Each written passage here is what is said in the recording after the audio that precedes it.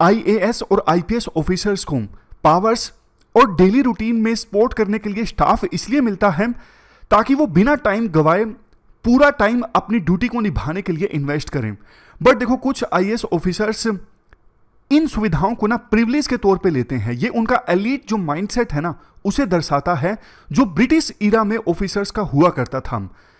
हाल ही में हिमाचल प्रदेश में ये मामला सामने आया। नेशनल रूरल हेल्थ मिशन के कुछ एम्प्लॉइज थे जो कॉन्ट्रैक्चुअल बेसिस पे काम कर रहे थे। एक महिला आईएएस ऑफिसर्स ने इनको बोला, मेरे घर में आओ, झाड़ू पोछा लगाओ, क्योंकि अभी वहां पे स्टाफ अवेलेबल नहीं है, अगर नहीं लगाओगे तो आपको पनिश किया जाएगा।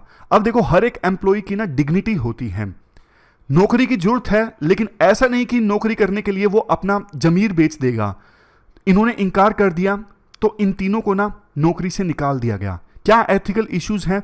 सबसे पहला, मिसयूज ऑफ पावर। आपने अपने पर्सनल इंटरेस्ट के लिए पावर का मिसयूज किया, जबकि ऑब्जेक्टिविटी के साथ आपको काम करना चाहिए था। इनके काम में परफॉर्मेंस देखनी चाहिए थी। दूसरी चीज, डिग्निटी का वायलेशन हुआ है, पर्सनल डिग्निटी का वायलेशन हुआ है, यहां पर ह्यूमन डिग्निटी का वायलेशन हुआ है।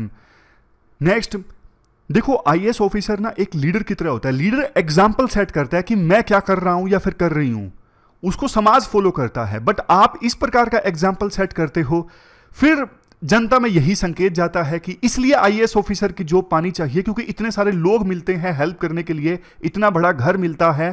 तो ये गलत एग्जाम्पल ऑफिसर ने सेट किया। देखो, बात करें आज की, आज 7 अगस्त 2023 है। काफी सारे इश्यूज आज हम डिस्कस करेंगे। सबसे पहला आर्टिकल आज हम डिस्कस करेंगे द हिंदू का है। इंडिया एक शुगर प्लस कंट्री हो गया है, बट खुश होने के बजाय हमें परेशान होने की आवश्यकता है। ऐसा क्यों, जानेंगे आर्टिकल में। दूसरा आर्टिकल देखो, जन विश्वास बिल से संबंधित है। देखो ना, दो एस्पेक्ट्स हैं। जन विश्वास बिल अब राज्यसभा में भी पारित हो गया है। एक तो बिल के प्रोविजंस क्या है, दूसरा कैसे ये बिल सेपरेशन ऑफ पावर्स के कंसेप्ट को चैलेंज करता है। मतलब 2-3 आर्टिकल्स का कॉम्बिनेशन है ये जन विश्वास बिल 2022। सबसे लास्ट में आर्टिकल डिस्कस करेंगे, सरकार ने लैपटॉप, टैबलेट, कंप्यूटर्स, इनके इंपोर्ट पर बैन लगा दिया। अब लाइसेंस लेने की आवश्यकता है। अगर आप इंपोर्ट करना चाहते हो कंप्यूटर, तो हम लाइसेंस ईरा में वापस जा रहे हैं। सरकार का जो डिसीजन है सही नहीं है। क्या फायदे नुकसान है, डिटेल से डिस्कस करेंगे। चलिए डिस्कशन स्टार्ट करते हैं। आज के डिस्कशन में फर्स्ट इंपोर्टेंट आर्टिकल में हम डिस्कस करेंगे किस प्रकार से इंडिया अब एक शुगर सरप्लस कंट्री है। मतलब जितना शुगर हमारे देश में कंज्यूम होता है ना, उससे ज़्यादा हम प्रोड्यूस करते हैं। इस वजह से शुगर का हम एक्सपोर्ट भी कर रहे हैं, लेकिन इसकी वजह से बड़े क्राइसिस इंडिया में आ गए हैं। आप देखो, जीएस पेपर 3 के इन टॉपिक्स से आर्टिकल को रिलेट कर सकते हो। पहले तो इस पूरे इशू की आउटलाइन में आपको बताता हूं, उसके बाद एक एक पॉइंट को हम डिटेल से डिस्कस करेंगे। आज देखो, इंडिया वर्ल्ड का टॉप शुगर प्रोड्यूसर कंट्री है। 2021-22 में ही इंडिया ने यह मुकाम हासिल कर लिया था। इससे पहले ब्राजील वर्ल्ड का सबसे बड़ा शुगर प्रोड्यूसर कंट्री था। इंडिया में 2021-22 में कितना शुगर प्रोड्यूस हुआ? 359 लाख टन। लेकिन देखो, आपको पता है ये शुगर प्रोड्यूस करने में ना हमारे बहुत सारे नेचुरल रिसोर्सेज खत्म हो रहे हैं, खास करके ग्राउंड वाटर। हमारे देश में ना एग्रीकल्चर पॉलिसीज ऐसी हैं, शुगर केन यानी गन्ने का कल्टीवेशन काफी ज्यादा होता है। गन्ने का कल्टीवेशन ज्यादा, इसका मतलब शुगर की प्रोडक्शन ज्यादा, मतलब शुगर का एक्सपोर्ट ज्यादा। लेकिन जैसा मैंने आपको बताया, इसकी वजह से ग्राउंड वाटर जो है बहुत ज्यादा तेजी से खत्म हो रहा है। तो ये तो मैंने आपको सिर्फ आउटलाइन बता दी। अब थोड़ा देखो डिटेल से डिस्कस करते हैं। Why is there excess sugar production? Sugar production excess में क्यों है हमारे देश में?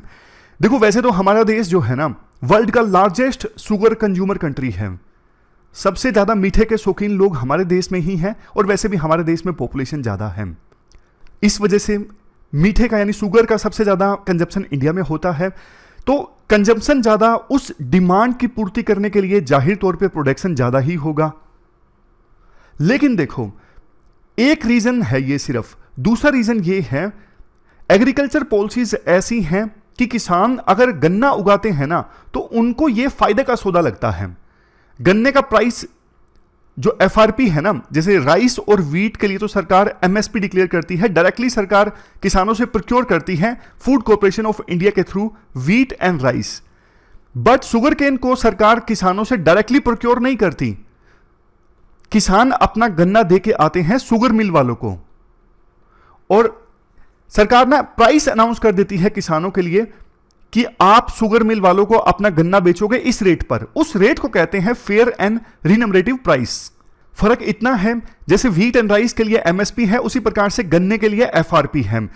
एफसीआई के माध्यम से डायरेक्टली प्रोक्योर किया जाता है व्हीट राइस को, लेकिन गन्ना जो है किसान देकर आते हैं शुगर मिल वालों को, ना कि सरकार डायरेक्टली प्रोक्योर करती है किसानों से उनका गन्ना। एक चीज आप यहां पे और देखिए, स्टेट गवर्नमेंट्स ना काफी तरह की सब्सिडी, काफी तरह के इंसेंटिव देती है किसानों को गन्ना उगाने के लिए, जैसे बिजली फ्री, पानी फ्री, फर्टिलाइजर पे सब्सिडी। इस वजह से ना, मतलब ये सरकार करती किस लिए है? फार्मर्स के वोट हासिल करने के लिए रूरल एरियाज में।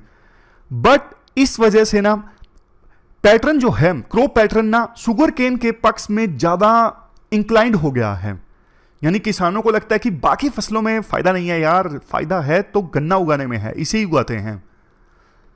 और ना सरकार इतनी ज्यादा सब्सिडी देती है, बल्कि डब्ल्यूटीओ में ना शिकायत कर दी ब्राजील, ऑस्ट्रेलिया, ग्वाटेमाला जैसे देशों ने कि इंडिया अपने किसानों को इतनी ज्यादा सब्सिडी देता है और बाद में किसान सब्सिडी लेकर गन्ना उगाते हैं और एक्सपोर्ट करते हैं। तो इंडिया एक प्रकार से ना डब्ल्यूटीओ के नॉर्म्स का उल्लंघन कर रहा है, इंडिया पे कार्रवाई की जाए। डब्ल्यूटीओ ने इस पर अपना फैसला सुनाया और इंडिया को बोला कि आप सही में गलत कर रहे हो, आप शुगर के एक्सपोर्ट पे सब्सिडी देना बंद कीजिए। तो डब्ल्यूटीओ का वर्डिक्ट आ गया। अब सरकार को जाहिर तौर पे डब्ल्यूटीओ का वर्डिक्ट मानना ही पड़ा। लेकिन देखो चिंता की बात यह थी, शुगर तो हमारे देश में एक्सेस में प्रोड्यूस हो रहा है, जितना कंज्यूम हो रहा है उससे ज्यादा शुगर हमारे देश में है। तो सरकार क्या करे? इस जो एक्स्ट्रा शुगर है, फालतू का शुगर है, पहले तो सरकार इसे एक्सपोर्ट कर रही थी, डब्ल्यूटीओ का वर्डिक्ट आ गया, सरकार एक्सपोर्ट नहीं कर पा रही है, तो क्या करे? सरकार ने एक तरीका खोज निकाला कि इसको हम यूज करेंगे इथेनॉल के प्रोडक्शन में। इथेनॉल के प्रोडक्शन में इसे यूज किया जाएगा। देखो इथेनॉल क्या है? इथेनॉल एक ऑर्गेनिक कंपाउंड है जिसे तैयार किया जाता है शुगर केन मोलेसिस या फिर शुगर के फर्मेंटेशन से। फर्मेंटेशन का क्या मतलब होता है? बिगनर्स को मैं बता देता हूं। फर्मेंटेशन का मतलब होता है शुगर या फिर दूसरे ऑर्गेनिक कंपाउंड्स को कन्वर्ट किया जाता है अलग अलग प्रोडक्ट्स में ऑक्सीजन के एब्सेंस में। किसकी सहायता से? माइक्रो ऑर्गेनिजम्स की सहायता से, जैसे बैक्टीरिया इत्यादि। फिर से आसान भाषा में बोलूं, माइक्रो ऑर्गेनिजम से जैसे बैक्टीरिया इत्यादि की सहायता से ऑक्सीजन के एब्सेंस में शुगर और दूसरे ऑर्गेनिक कंपाउंड्स को कन्वर्ट किया जाता है अलग अलग प्रोडक्ट्स में। इसे कहते हैं फर्मेंटेशन। तो शुगर केन मोलेसिस या फिर शुगर की फर्मेंटेशन होती है और इससे प्रोड्यूस होता है इथेनॉल। इथेनॉल क्या है? देखो वैसे इथेनॉल का इस्तेमाल होता है शराब वगैरह बनाने में, जैसे black label, even cosmetic products जैसे फेयर एंड लवली है, इनमें इस्तेमाल होता है इथेनॉल का, सैनिटाइजर्स में इस्तेमाल होता है। लेकिन एक और जगह ऐसी है जहां पे सरकार चाहती है कि इथेनॉल का इस्तेमाल ज्यादा से ज्यादा हो, वो है इथेनॉल ब्लेंडेड पेट्रोल। मतलब पेट्रोल में इथेनॉल को मिला दिया जाए। इससे तो बल्कि फायदा भी होता है, जो ये ईबीपी है ना, इथेनॉल ब्लेंडेड पेट्रोल, इससे क्या होता है? एमिशंस कम होता है। कार्बन मोनोऑक्साइड या फिर दूसरे जो हाइड्रोकार्बन्स है ना, उनका एमिशन व्हीकल्स से कम होता है। तो 2003 के बाद से ही सरकार ईबीपी पे काफी ज्यादा फोकस कर रही है, इथेनॉल ब्लेंडेड पेट्रोल पे। शुरू में सरकार ने टारगेट हल्का फुल्का रखा था, सिर्फ 5% का, कि भैया 95% पेट्रोल रखो और 5% इथेनॉल रखो। लेकिन धीरे धीरे सरकार ने ना टारगेट इंक्रीज कर दिया। अब तो सरकार का टारगेट काफी ज्यादा एम्बिशियस है। 2025 तक 20% ईबीपी का टारगेट सरकार ने रखा है, मतलब 20% इथेनॉल प्लस में 80% पेट्रोल। और सरकार इसके लिए इंसेंटिव भी दे रही है, जैसे इथेनॉल पे जीएसटी को घटा के 18% से घटा के 5% कर दिया गया है 2021 में। और जानते हो इसका फायदा क्या हुआ? इसका फायदा यह हुआ 2021 में ही total 394 lakh ton total sugar जो हमारे देश में प्रोड्यूस हुआ ना, उसमें से 350 लाख टन तो डाइवर्ट कर दिया गया इथेनॉल को प्रोड्यूस करने में। यह फायदा हुआ क्योंकि सरकार इथेनॉल को इंसेंटिव दे रही है इथेनॉल के प्रोडक्शन पे। तो 350 आउट ऑफ 394 डाइवर्ट हो गया इथेनॉल को प्रोड्यूस करने के लिए, और वो टारगेट भी अचीव हो गया। एक इंटरमीडिएट टारगेट भी सरकार ने रखा था 10% ईबीपी का, यानी इथेनॉल ब्लेंडेड पेट्रोल का। अब देखो ईबीपी प्रोग्राम के ना काफी सारे फायदे हैं। एक तो सीधा सीधा पेट्रोल में आप इथेनॉल को मिक्स करोगे तो पेट्रोल किससे बनता है? क्रूड ऑयल से बनता है। जाहिर तौर पे क्रूड ऑयल की कम जरूरत पड़ेगी, क्रूड ऑयल आपको कम इंपोर्ट करना पड़ेगा दूसरे देशों से, आपकी डिपेंडेंसी कम होगी। दूसरा, शुगर एक्सपोर्ट जो आपको करना पड़ रहा था उससे आपको छुटकारा मिल गया, क्योंकि शुगर का आप इस्तेमाल कर रहे हो इथेनॉल बनाने में। और एक और अच्छी चीज, पेट्रोल वगैरह के यूज करने से ना एमिशन ज्यादा हो रहा था, लेकिन ईबीपी के इस्तेमाल से अब एमिशन भी कम हो रहा है। यानी पेरिस क्लाइमेट चेंज एग्रीमेंट में जो इंडिया ने कमिटमेंट्स की है ना, उसको पूरा करने की दिशा में सरकार आगे बढ़ी है। अब देखो एक चीज ये भी है, कुछ एक्सपर्ट्स तो ये भी बोल देते हैं कि यार आप गन्ने की खेती करते हो, इतना आपका इनपुट जाता है, इतना ग्राउंड वाटर खराब होता है, इससे अच्छा तो जिस जमीन पे आपने गन्ने की खेती की है ना, उस जमीन पे आप सोलर पैनल भी इस्टेब्लिश कर दोगे ना, तो भी आपको ठीक ठाक इनकम प्राप्त हो जाएगी, बल्कि ये ज्यादा फायदे का सौदा है। इवन ये भी लोग कह देते हैं। गन्ने की खेती में कितना ज्यादा पानी यूज होता है, एक एग्जांपल की सहायता से समझिए। 100 किलोग्राम शुगर प्रोड्यूस करने में 2 लाख लीटर ग्राउंड वाटर का इस्तेमाल होता है। और सबसे ज्यादा गन्ने की खेती कहां पे होती है? महाराष्ट्र में आपको मिलेगी, कर्नाटक में मिलेगी और उत्तर प्रदेश में मिलेगी। शुगर केन की खेती के लिए ना बारिश बहुत ज्यादा चाहिए, 3000 mm, लेकिन इन 3 राज्यों में बारिश होती कितनी है? सिर्फ 1000 से लेके 1200 mm के बीच में। अब बाकी देखो 1800 से 2000 mm कम बारिश हुई है, पानी की पूर्ति कहां से की जाएगी? पानी की कमी जो है वो कहां से लाया जाएगा? जाहिर तौर पे ग्राउंड वाटर। तभी तो ये बोला मैं आपको, 100 किलोग्राम शुगर प्रोड्यूस करने के लिए 2 लाख लीटर ग्राउंड वाटर चाहिए। आप इतना शुगर एक्सपोर्ट कर देते हो ना, शुगर के साथ साथ आप इतना पानी भी एक्सपोर्ट कर देते हो, और वो ग्राउंड वाटर है। ग्राउंड वाटर का इतना तेजी से एक्सप्लॉयटेशन हो रहा है, वो सस्टेनेबल नहीं है। आने वाली जनरेशंस के लिए हम कुछ नहीं छोड़ के जा रहे हैं। अब लास्ट में ना सॉल्यूशंस की बात करते हैं, क्या किया जाए।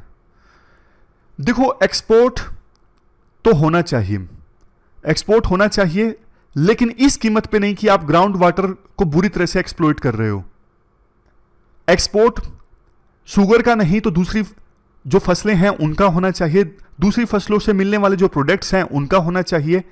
तो इसके लिए ये चाहिए, सरकार जितनी सब्सिडी शुगर केन के कल्टीवेशन पे देती है ना, उतनी सब्सिडी दूसरी फसलों के लिए भी दे, ताकि किसानों को इक्वल फायदे का सौदा लगे। उनको लगे कि अच्छा शुगर केन उगा रहे हैं, दूसरी फसल उगाएंगे तो भी सेम ही पड़ेगा, तो भी उतना ही फायदा होगा। तब जाके फिर किसान शुगर केन को उगाना बंद करेगा ना, तब जाके जो किसान है वो दूसरे ऑप्शंस कंसीडर करेगा। समझ गए? तो ये पहला स्टेप है जो सरकार को करना होगा। अब दूसरी चीज है, किसानों को ना ड्रिप इरिगेशन को अपनाना होगा। ड्रिप इरिगेशन में क्या होता है, रूट्स तक पानी जाता है, एफिशिएंटली पानी का इस्तेमाल होता है, कम पानी यूज होता है, बजाय इसके कि पूरा खेत जो है गन्ने का वो फ्लड कर दो वाटर से।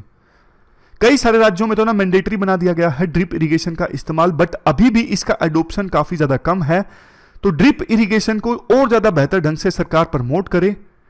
नेक्स्ट, सरकार ना एक्स्ट्रा कदम उठाए पानी को कंजर्व करने के लिए, जैसे बारिश का पानी सरकार कंजर्व करे, वेस्ट वाटर की ट्रीटमेंट के लिए कदम उठाए, कैनल इरिगेशन के लिए नेटवर्क इस्टेब्लिश करे। ये सारे स्टेप्स सरकार जब उठाएगी ना, तो ग्राउंड वाटर के बजाय इन सोर्सेज से इकट्ठा होने वाला पानी भी किसान इस्तेमाल करेगा और ग्राउंड वाटर का एक्सप्लोटेशन कम होगा। सबसे लास्ट में कहा जाता है सेंट्रल गवर्नमेंट वाटर बोर्ड वैसे देखो रिसर्च करता है, ग्राउंड वाटर से संबंधित डेटा रिलीज करता है, लेकिन अभी भी ना ग्राउंड वाटर रिसर्च में अच्छी खासी इन्वेस्टमेंट की आवश्यकता है, इसे सीरियस लेने की आवश्यकता है। तो ये पूरा आर्टिकल हमने डिस्कस किया, चलते हैं आगे। इसके बाद नेक्स्ट आर्टिकल जन विश्वास अमेंडमेंट ऑफ प्रोविजंस बिल 2023 से संबंधित है। देखो 2022 दिसंबर में यह बिल लोकसभा में इंट्रोड्यूस किया गया था। उसके बाद इस बिल को ना जॉइंट पार्लियामेंट्री कमेटी के पास भेज दिया गया रिकमेंडेशंस के लिए। जॉइंट पार्लियामेंट्री कमेटी ने अपनी रिकमेंडेशंस सौंप दी, कैबिनेट ने ज़्यादातर रिकमेंडेशंस को अपना लिया। अब यह बिल लोकसभा में भी पास हो चुका है और राज्यसभा में भी 2 अगस्त को पास हुआ है। पहले इस बिल से संबंधित प्रोविजंस जानेंगे, फिर कुछ क्रिटिसिज्म जानेंगे, लेकिन एक इश्यू जो सबसे बड़ा है वो है सेपरेशन ऑफ पावर्स वाला, वो भी डिस्कस करेंगे लास्ट में। तो 2-3 आर्टिकल्स का कॉम्बिनेशन है ये एक प्रकार से। फर्स्ट थिंग फर्स्ट है क्या जन विश्वास अमेंडमेंट ऑफ प्रोविजन बिल।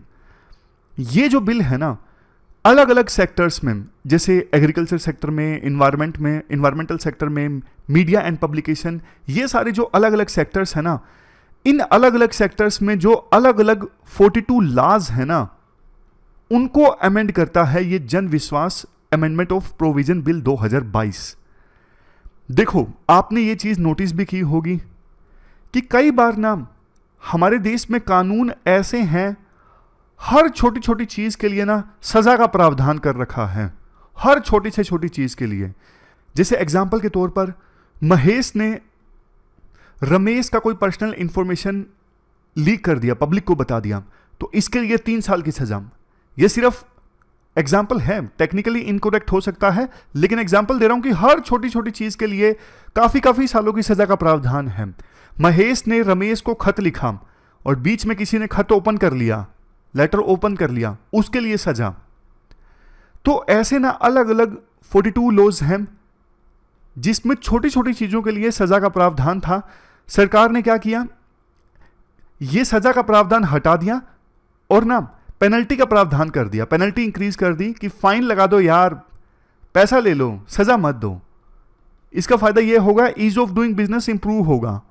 देश के कानूनों में ना ट्रस्ट घटता है। बाहर से कंपनी आती है, वो सोचती है अरे इंडिया तो बिजनेस करने के लिए सही जगह नहीं है, यहां तो छोटी सी गलती हो जाई तो फिर 3 साल की सजा, 5 साल की सजा का प्रावधान है, लड़ते रहो कोर्ट में मुकदमा। तो ना ईज ऑफ डूइंग बिजनेस में इंडिया अच्छा करेगा। रैंकिंग ऑलरेडी 2020 आते आते इंडिया की 63 हो गई थी, हालांकि बाद में ये इंडेक्स पब्लिश होना बंद हो गया। एक चीज ये भी बोली गई है, हर 3 साल बाद जो फाइन और पेनल्टी का अमाउंट है ना, उसे 10% इंक्रीज कर दिया जाएगा। चलो डिटेल से अब डिस्कस कर ही लेते हैं। मतलब बेसिक भावना आप समझ गए ना। 42 लॉज हैं अलग अलग सेक्टर्स में, जहां पर छोटी छोटी चीजों के लिए सजा का प्रावधान था उसे हटा दिया गया है। ये कुछ एग्जाम्पल्स हैं कौन कौन से कानून हैं। वीडियो को पॉज करके आप एक बार नजर मार लीजिए। ये प्रोविजंस हैं 42 लॉज में।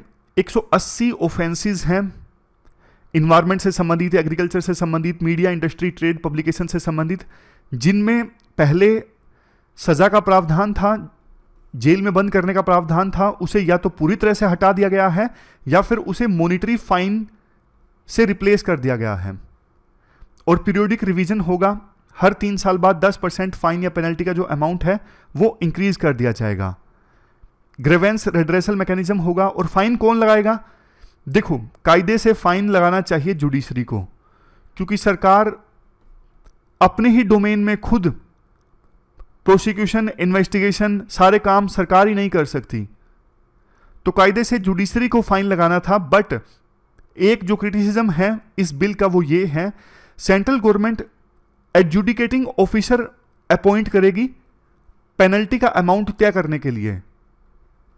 राइटर इसीलिए क्रिटिसाइज करते हैं, सरकार ही तय करेगी आपने गलत काम किया है, सरकार ही ये तय करेगी कि आप दोषी हो, सरकार ही ये तय करेगी कि फाइन कितना है। कायदे से जुडिशरी का काम होना चाहिए। तो एग्जीक्यूटिव जो है वो जुडिशरी के डोमेन में घुस रहे हैं। लास्ट में ये एस्पेक्ट आएगा तो डिटेल से डिस्कस करेंगे। वैसे एपीलेट मैकेनिज्म का भी प्रोविजन किया गया है। सरकार का for example joint secretary officer है, जॉइंट सेक्रेटरी ने कोई ऑर्डर दिया और जिसके खिलाफ ऑर्डर दिया है वो संतुष्ट नहीं है तो वो अपील भी फाइल कर सकता है, इसका भी प्रोविजन होगा। For example environmental protection act में जो एडजुडिकेटिंग ऑफिसर का ऑर्डर है वो सामने वाले पर्सन को मंजूर नहीं है तो वो नेशनल ग्रीन ट्रिब्यूनल में अपील फाइल कर सकता है 60 दिनों के अंदर अंदर। बिल में एक और प्रोविजन है कि इन्वायरमेंटल प्रोटेक्शन फंड इस्टेब्लिश किया जाएगा ताकि इन्वायरमेंटल प्रोटेक्शन में रिसर्च की जा सके, अवेयरनेस फैलाई जा सके, एजुकेट किया जा सके लोगों को इस बारे में। लेकिन इसका एक क्रिटिसिज्म भी है, already central and state pollution control board के द्वारा फंड इस्टेब्लिश किए गए हैं, आप उनका यूज कर लीजिए ना, नया फंड इस्टेब्लिश करने से क्या फायदा। अब देखो नेक्स्ट सेक्शन डिस्कस करते हैं, इस प्रकार के बिल की आखिरकार आवश्यकता ही क्यों थी, क्या सिग्निफिकेंस है प्रोविजंस की। सबसे पहली चीज, कंप्लायंस को रीडिफाइन कर दिया गया है। देखो छोटे छोटे चीज़ों के लिए, माइनर ऑफेंस के लिए 3 साल की सज़ा, 5 साल की सज़ा, मतलब प्रोपोर्शनेट सज़ा नहीं थी। ऑफेंस छोटा सा लेकिन सज़ा इतनी ज़्यादा। सिंप्लीफाई कर दिया गया है। अब चीज़ों को जुडिशरी के ऊपर जो बर्डन है वो कम होगा। पहले तो जुडिशरी के पास भी इतने इतने केस जा रहे थे इन ऑफेंसेस से संबंधित। अब प्रोविज़न ये किया गया है जो एडजुडिकेटिंग ऑफिसर हैं सेंट्रल गवर्नमेंट के, वही इन मामलों को हैंडल कर देंगे, वही फाइन लगा देंगे, जुडिशरी की आवश्यकता ही नहीं पड़ेगी। Next, economic growth. कुछ इकोनॉमी के कानूनों में इस प्रकार से बदलाव किया गया है, एमएसएमईज जो है वो ज़्यादा अब फॉर्मल सेक्टर में आएंगी, इससे इकोनॉमिक ग्रोथ ज़्यादा होगी, इन्वेस्टमेंट हमारे देश में अच्छी आएगी और ईज ऑफ डूइंग बिजनेस भी होगा हमारे देश में, मतलब बिजनेस करना रिलेटिवली आसान होगा। लेकिन देखो कुछ कंसर्न्स भी हैं बिल को लेके, जैसे पार्शियल डीक्रिमिनलाइजेशन हुआ है। बिल में प्रोविजन किया गया है कि हम सजा नहीं देंगे लेकिन फाइन या फिर पेनल्टी तो लगाएंगे। तो पूरी तरह से तो आपने डीक्रिमिनलाइज नहीं किया, फाइन तो अभी भी लगेगा ना। और देखो 180 ऑफेंस हैं 42 लॉज के अंदर जिनको आपने डीक्रिमिनलाइज किया है, मतलब सजा का प्रावधान हटा दिया है। लेकिन देखो इसमें से कई ऑफेंस तो ऐसे हैं जिन पर सजा का प्रावधान जरूरी था डेटरेंस क्रिएट करने के लिए, डर पैदा करने के लिए, लेकिन वो भी आपने हटा दिया है। Next, potential lack of technical expertise in adjudicating officers. Central government के जॉइंट सेक्रेटरीज को जैसे फॉर एग्जांपल एडजुडिकेटिंग ऑफिसर बनाया जाएगा फाइन लगाने के लिए, वो डिसाइड करेंगे कितना फाइन लगाया जाए, कितनी पेनल्टी लगाई जाए, लेकिन उनके पास ना एक्सपर्टीज नहीं होंगी, क्योंकि जॉइंट सेक्रेटरी लेवल के जो ऑफिसर्स होते हैं वो आईएएस होते हैं, आईएएस जर्नलिस्ट होते हैं, उनके पास स्पेशलाइजेशन नहीं होता। नेक्स्ट है इंक्लूजन ऑफ इररिलेवेंट ऑफेंसेस। कुछ बदलाव तो देखो इररिलेवेंट है, जैसे ना किसी का खत खोल के देख लिया, पोस्टल आर्टिकल खोल के देख लिए। देखो वैसे भी कोई आम आदमी, आप पोस्ट ऑफिस में कोई जमा करा के आए हो है लेटर, आम आदमी तो वैसे भी खोल के नहीं देख सकता ना, वो सारा पोस्ट ऑफिस वालों के पास में ही होती हैं सारी चीज़ें, डाकिया डिलीवर करता है, पोस्टमैन डिलीवर करता है, आगे जाके बीच में पूरी सील लगी होती है पोस्ट आर्टिकल्स पे। तो ये चीज़ तो ना बल्कि पोस्ट ऑफिस के ऑफिशियल्स के अगेंस्ट है, आम आदमियों के लिए नहीं है। यहाँ पे एक और चीज़ है, high demonetisation bank notes demonetisation act 1978, इसमें भी डीक्रिमिनलाइज किया गया है। जबकि देखो ये एक्ट तो ना 1978 में जो डिमोनेटाइजेशन हुआ था ना तब आया था, 45 साल बाद ये एक्ट ही पूरी तरह से इररिलेवेंट है। तो इसमें क्या ही बदलाव कर रहे हो आप लोग यार, आज के समय में कोई रेलेवेंट नहीं है, कोई काम का ही नहीं है ये कानून। फिर एक पॉइंट देखो, एडजुडिकेटिंग ऑफिसर्स के इंडिपेंडेंस से भी संबंधित है। वो सरकार के ऑफिसर होंगे तो सरकार के जो ऑफिशियल होंगे वो देखो इंडिपेंडेंट होकर तो काम नहीं कर सकते, वो सरकार का ही फेवर करेंगे जाहिर तौर पर। अब देखो ये जो पॉइंट है ना कि एडजुडिकेटिंग ऑफिसर्स अब ब्यूरोक्रेट होंगे, इसको लेके ना आज हिंदू में अलग से एक आर्टिकल आया है काफ़ी ज़्यादा डिटेल में। कंटेक्स्ट आपको पता ही है, जन विश्वास एक्ट 2022 में 42 लॉज में जो अमेंडमेंट किया गया है ना, माइनर ऑफेंसेस के लिए सज़ा का प्रावधान हटाया गया है और पेनल्टी फाइन कितना होगा ये तय करने के लिए एडजुडिकेटिंग ऑफिसर का प्रोविज़न किया गया है। कौन एडजुडिकेटिंग ऑफिसर होगा? ब्यूरोक्रेट, जॉइंट सेक्रेटरी लेवल के ऑफिसर। अलग अलग लॉज में अलग अलग पेनल्टीज का प्रावधान है, जैसे इन्वायरमेंटल प्रोटेक्शन एक्ट 1986 और air prevention and control of pollution act 1981 में 15 लाख तक का फाइन लगाया जा सकता है डेजिग्नेटेड ब्यूरोक्रेट यानी जॉइंट सेक्रेटरी लेवल के ऑफिसर के द्वारा। जैसे एक और एग्जांपल देखिए, नई अमेंडमेंट्स के अनुसार इंडियन फॉरेस्ट एक्ट 1927 में फॉरेस्ट ऑफिसर्स के पास पावर होगी ना सिर्फ इंक्वायरी करने की, मान लीजिए महेश ने जंगल में पेड़ों को काट दिया, फॉरेस्ट को नुकसान पहुंचा दिया, तो जॉइंट सेक्रेटरी लेवल के जो ऑफिसर होंगे सुरेश, वो महेश को बुलाएंगे और बोलेंगे कि भैया आपने फॉरेस्ट को नुकसान पहुंचा दिया, ये रहे मेरे सबूत हैं मेरे पास में, आपने पहुंचाया है। महेश से पूछा जाएगा आप सबूत दीजिए अपनी इनोसेंस में बेगुनाही साबित करने के लिए। अगर महेश नहीं दे पाएगा तो फिर फाइन लगाया जाएगा सुरेश के द्वारा यानी ब्यूरोक्रेट के द्वारा, जॉइंट सेक्रेटरी लेवल के ऑफिसर के द्वारा, और अमाउंट कितना होगा वो भी सुरेश तय करेगा यानी ब्यूरोक्रेट तय करेगा, जॉइंट सेक्रेटरी तय करेगा। मतलब सुरेश ही जांच करेगा, सुरेश ही सजा सुनाएगा, सुरेश ही पुलिस है, सुरेश ही जज है, सुरेश ही सब कुछ है। देखो राइटर ये बोलते हैं किसी भी डेमोक्रेसी में ना, अगर आप चाहते हो डेमोक्रेसी ठीक से काम करे तो आपको ना एग्जीक्यूटिव और जुडिशरी की पावर्स को सेपरेट करना होगा। तीनों की पावर्स को वैसे सेपरेट करना होगा, लेजिस्लेचर, जुडिशरी और एग्जीक्यूटिव। चेक्स एंड बैलेंस का प्रोविजन होना चाहिए, तीनों एक दूसरे की अकाउंटेबिलिटी फिक्स करें। लेकिन ऐसा नहीं कि जो जुडिशरी का काम है वो एग्जीक्यूटिव करे, या फिर लेजिस्लेचर का काम जो है वो जुडिशरी करे, या फिर दूसरी वाली जो संस्था है वो करे। ऐसा नहीं होना चाहिए। संविधान ने डायरेक्टली इस पर बोला नहीं है, बट आर्टिकल 50 जो है वो बोलता है कि सेपरेशन ऑफ पावर होना चाहिए जुडिशरी और एग्जीक्यूटिव के बीच में।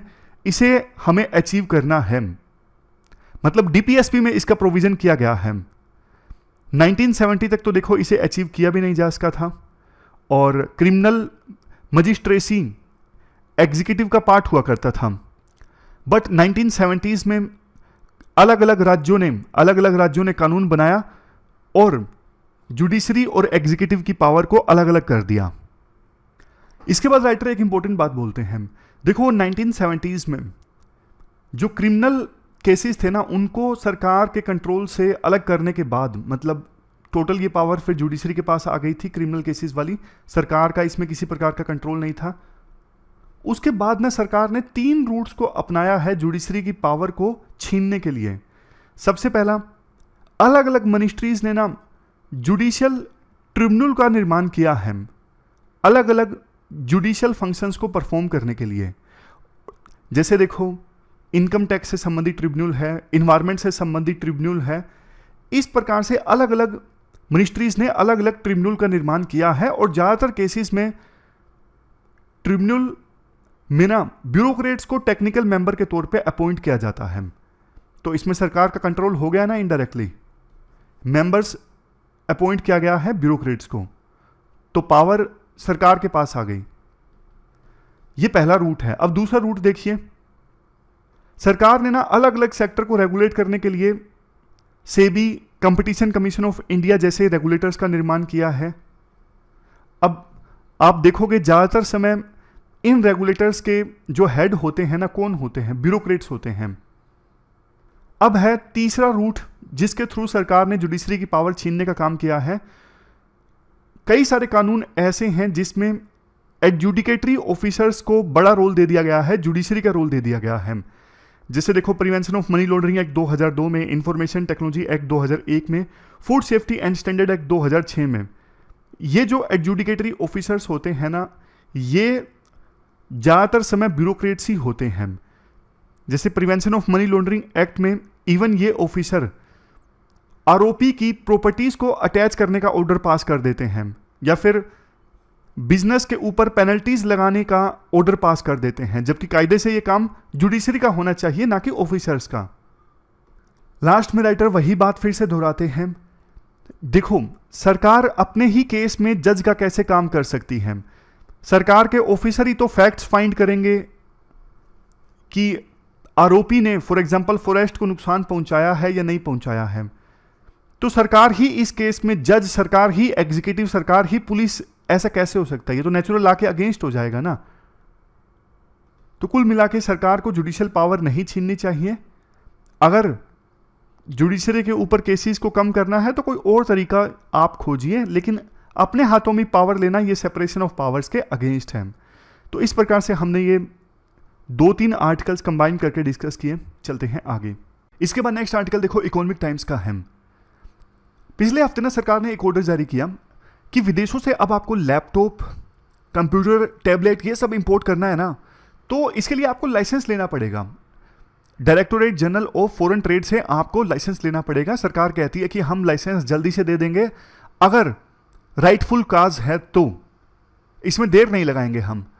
अब देखो शुरुआत में ऐसा लगा कि ना अभी बहुत सारी कंपनीज चाइना छोड़ के जो इंडिया में आना चाहती हैं, उनके लिए सरकार ने ये प्रोविजन किया है। लेकिन बाद में सरकार ने एक फॉलोअप ऑर्डर जारी किया कि ये जो चीज़ है ना, जापान, साउथ कोरिया जैसे देशों के लिए भी लागू होंगी, जिनके साथ हमारा फ्री ट्रेड एग्रीमेंट है। मतलब इवन जापान और साउथ कोरिया जिनके साथ इंडिया का फ्री ट्रेड एग्रीमेंट है, वहां से भी अगर टेबलेट वगैरह इंपोर्ट करने हैं, कंप्यूटर इंपोर्ट करने हैं, तो लाइसेंस लेना ही पड़ेगा। इससे देखो इन्वेस्टर्स में ना काफ़ी खराब संकेत जाएगा। सरकार कुछ भी बोले, सरकार ने रीजन दिया है कि हमने सिक्योरिटी कंसिडरेशंस के हिसाब से ये ऑर्डर जारी किया है ताकि जो ट्रस्टेड ब्रांड है ना वहीं से इंपोर्ट किया जा सके लैपटॉप्स को, कंप्यूटर्स को, और ऐसे ब्रांड्स जिन पर विश्वास नहीं किया जा सकता वो उनके कंप्यूटर और लैपटॉप हमारे देश में ना आए, ये इंश्योर करने के लिए हमने फैसला लिया है। सरकार का तर्क ये है। बट देखो ये सिक्योरिटी वाला जो रीजन है ना अब बहुत ज़्यादा यूज़ किया जा चुका है। सबको पता है सरकार ने ये निर्णय क्यों लिया है। सरकार चाहती है कि इन चीज़ों की जो मैन्युफैक्चरिंग है ना ज़्यादा से ज़्यादा हमारे देश में होनी चाहिए और इन चीज़ों का जो इंपोर्ट है वो बंद होना चाहिए। हालांकि देखो ये जो लाइसेंस वाली चीज़ है ना पहले हमारे देश में हुआ करती थी 1990 से पहले, एलपीजी रिफॉर्म से पहले। प्रोटेक्शनिज्म गलत है, मतलब अपने देश में मैन्युफैक्चरिंग करवाने के लिए आप इंपोर्ट पर बैन लगा रहे हो, ये चीज़ सही नहीं है। इससे अब जिन देशों से आपने लैपटॉप्स के इंपोर्ट पर बैन लगाया है वो भी आपके प्रोडक्ट्स पे बैन लगाएंगे।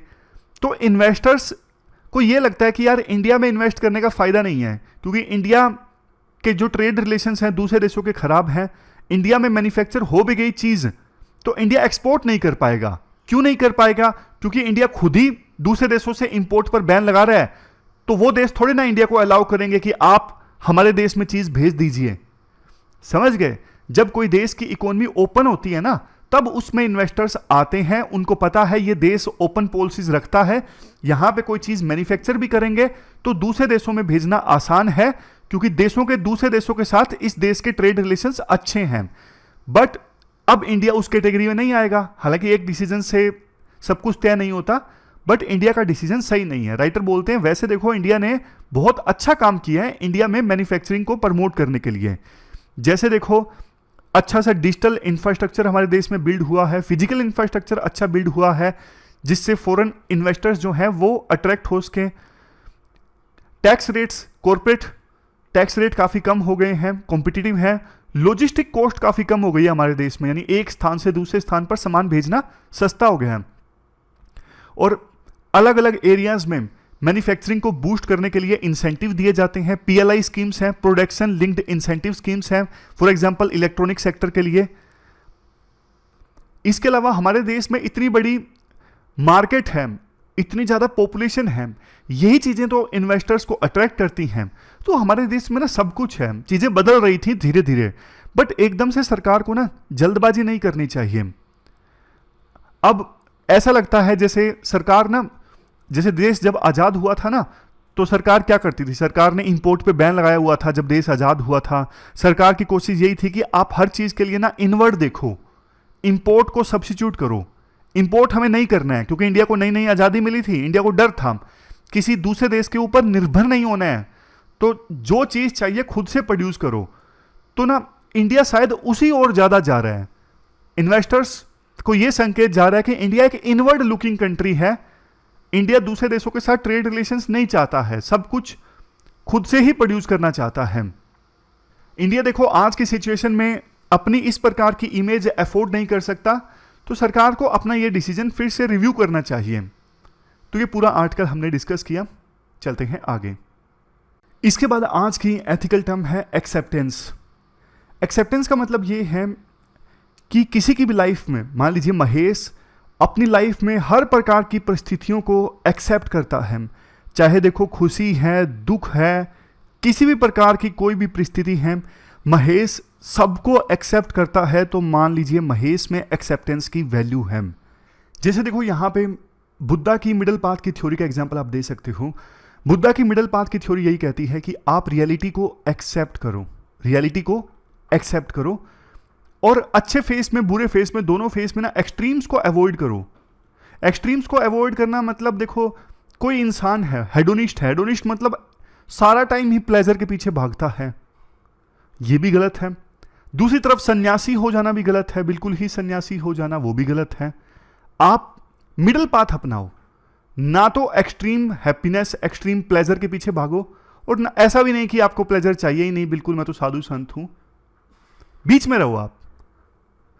अब लास्ट में 5 अगस्त को जो एडिटोरियल डिस्कस किए थे वो समरी के माध्यम से देख लेते हैं। देखो, आप में से कुछ लोगों ने बोला कि ये डेली बेसिस पे आपको मिलते नहीं, दूसरे चैनल पे अपलोड होते हैं। PW ओनली एस ऑफिशियल का जो चैनल है, जो मेन चैनल है ओनली एस नथिंग एल्स वाला, वहाँ पे भी मैं अपलोड करवा दूंगा। और एक सजेशन आपका आया था कि ये डेट वाइज नहीं, पेपर वाइज होने चाहिए। ये काफ़ी अच्छा सजेशन है। तो अगली बार जो आपको फाइल मिलेगी पूरी मंथली वाली, वो टॉपिक वाइज और पेपर वाइज क्लासिफाइड होगी, ना कि डेट वाइज। तो राहुल गांधी के कन्विक्शन से संबंधित आर्टिकल था। सुप्रीम कोर्ट ने स्टे लगा दिया था।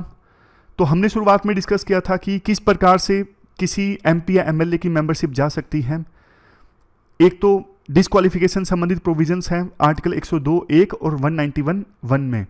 102 वाला आर्टिकल MPs के लिए है, 191 वाला MLAs के लिए है। इसमें काफ़ी सारी चीज़ें हैं। ऑफिस ऑफ प्रॉफिट है, सिटीजनशिप है, इंसॉल्वेंसी है।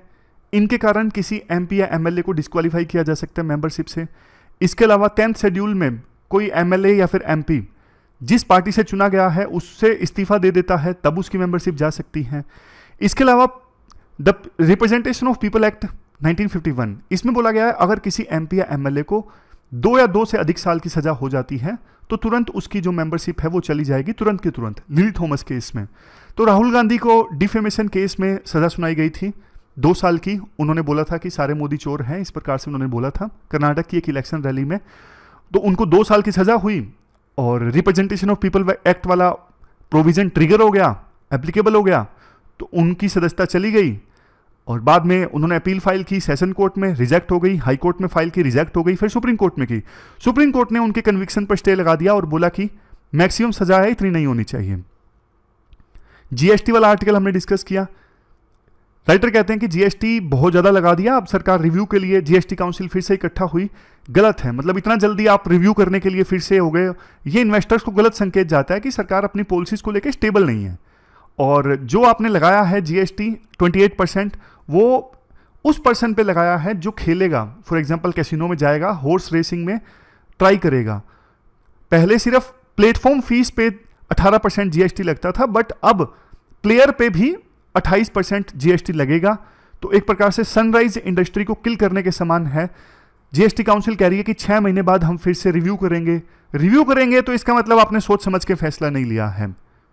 तो ये आर्टिकल हमने डिस्कस किया था। फिर पुलिस रिफॉर्म वाला आर्टिकल था, स्टेट सब्जेक्ट है। सेंट्रल गवर्नमेंट मदद करती है स्टेट गवर्नमेंट की अच्छे से लैंड ऑर्डर कंट्रोल करने में, बट मणिपुर में नू हिंसा हुई, हरियाणा में, ये दिखाते हैं कि कहीं ना कहीं लैग है। पुलिस रिफॉर्म्स आने चाहिए। स्मार्ट टेक्निक प्रधानमंत्री मोदी ने की थी, स्मार्ट फोर्स होनी चाहिए। S for strict and sensitive, M for modern and mobile, A for alert and accountable, R for reliable and responsive, T for tech savvy and trend. Technology का ज़्यादा से ज़्यादा यूज करे पुलिस। इसके अलावा issues challenges क्या क्या है? करप्शन है, ओवरबर्डन है, न्यूट्रलिटी नहीं है, पॉलिटिकल इंटरफेरेंस काफ़ी ज़्यादा है, कॉलोनियल इरा के लाज अभी भी हैं, वही माइंडसेट है, स्पेशलाइजेशन का अभाव है, विभिन्न राज्यों की पुलिस में आपस में कोऑर्डिनेशन नहीं होता।